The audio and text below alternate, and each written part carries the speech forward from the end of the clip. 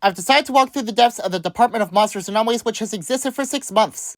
The first presentation, 01.1, Beach Thing, premiered on June 13, 2024. The entire series is reminiscent of SCP, with core details including agents and the presenter's name redacted for unknown reasons. Probably about spying on monsters in the human world. It is codenamed MA904. It is classified as an object or a place, and is listed as Mezzo. Log 1 takes place in a private beach within 10 miles of a secret city. The anomaly was self-reported by an agent who had his Taurus frequency scanner ping as he drove in the area of his commute to the office. He has since been disciplined for operating equipment out of duty. This is then followed by a blur and a long layer of redacted text. The strip of beach is theorized to have been a place of contact for a monster referred to as MA904. Described as a cylindrical white drum found half encased in sand. It is described as having complex mechanical inner workings and can withstand high pressures, though the upper limit has been redacted along with some other text. It is also described as having no musically imbued properties, unlike monsters. It appears that near the colander appears to be a circular electronic voice synthesizer made up from mechanical parts that are easily attainable to consumers. The agents then captured a sound sample, which is then followed by 1.5 rows of redacted text.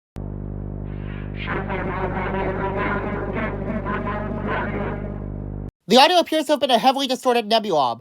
The agents have identified some footprints around the area. They are theorized to come from MA904. The foot appears to be a roundish sole with 2 prominent big toes, a trait shared by Nebulab. The weight is estimated at 285 pounds, according to the depth. A long redacted row follows. The agents have also recovered some organic material, believed to come from MA904. According to experiments, while the cells are dead, they're still part of MA904. This is reminiscent of hair. A major agent whose name is redacted, we'll call him the secret agent. He volunteered to pick up the sample on the location, and he has likened it to a non-Newtonian fluid, kind of like a very sticky liquid that can be stretched, like oobleck. It felt like the secret agent has been stabbed with pins and needles. But according to the secret agent, he felt it in a good way. The agents have done a checkup 1 month later, and the only result is an abnormal interest in rhythm and blues, followed by a long line of redaction. Abnormally, the blues text has changed to blug for some reason, but only for a short time. 2 beach towels were found 50 feet away, but they were deemed as beach litter. And then the log ends off with almost 2 rows of redacted text. The video was released 4 days before Live Formula 2024 ended. Here's what happened during the Live Formula short. Tyson is relaxing on the beach with Nebulab, so Tyson decides to do some sightseeing with Nebulab back in Ethereal Island. Tyson bids a farewell to Bill the Mammoth. Tyson comes back and is greeted by a Picmonculus. Geode pops up with the costume Crystallian Couture, which is one of the 4 costumes released this year. Gaz passes by with a kinda sketchy costume, as Tyson warns Nebulab about a portal, and is reminiscent of the Magical Sanctum reveal trailer, confirming that the portal might be the one related to the Magical Sanctum portal. Tyson warns Nebulab not to go into the portal, especially if the monster has a weak stomach, according to Tyson.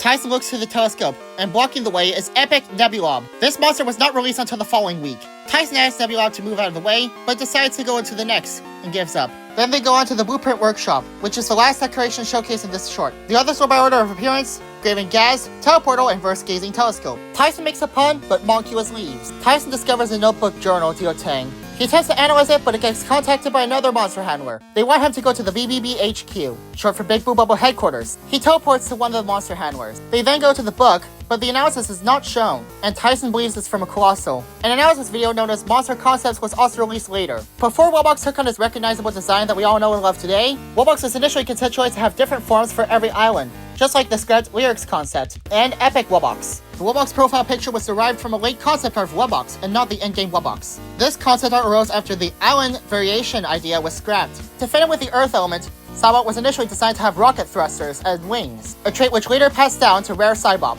Hua was initially designed under the name Hoop. It was a green slender monster. It is not obvious how it played, most likely vocal, just like Hua. Hoop was initially designed to be only exclusive to Earth Island, having no presence on Air Island. But when it was decided that Hoop would go to Air Island, Hoop was redesigned into Hua, the one we all know and love today. Hua formed the first ever monster family with Pom Pom, known as the Pomely. The other members are Souza, Ruba, and Tutu as an adoptive sister. There's another early prototype monster dubbed the Opera Twins. Unfortunately, the Opera Twins were scrapped, but parts of it did make its way into other monsters. The Opera Twins' molars were derived into Maw. The eyes were derived into Mammoth. Its arms were derived into Pummel and Sponge. And they were also placed into the Monster World's map. Its placement was inspired by human world mythical creatures. Early concept art showed Grumpire having 6 wings instead of 4, and legs instead of arms. It was initially given the name Flap. The Shadow Element also had a nickname called Nightmare, described as having a gravely hoarse vocal part. Its mouth moves around and its face changes depending on the pitch. It is also thought to have bit its lip. The concept art also shows no horns. And here are the nicknames that were intended for Flap.